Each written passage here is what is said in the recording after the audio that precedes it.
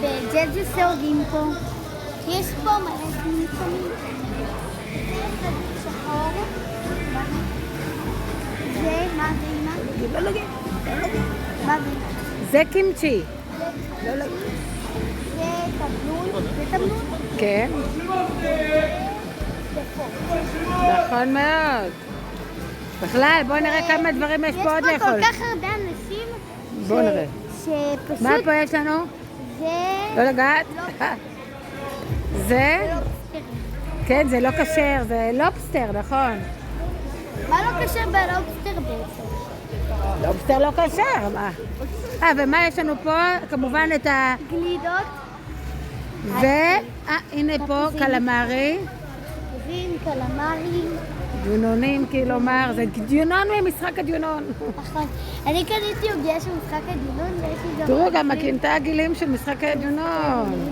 נכון. ועוד מהתפוזים של ג'ג'ו שהם... שיש גם מנדרים.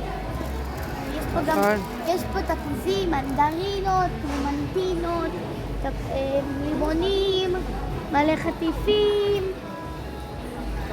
וממתקים על בסיס.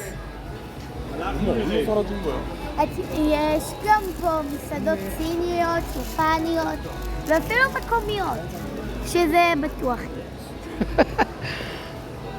עוד חנויות של תפוזים. הנה עוד חנויות של תפוזים. אתם יודעים שגם יש פה כלבים ובגדים של כלבים? תראו את כמו זה, מחברי אוזניים. נכון.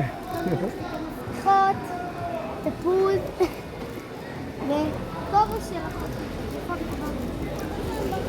ואחותי יש לה כובע של תפוז.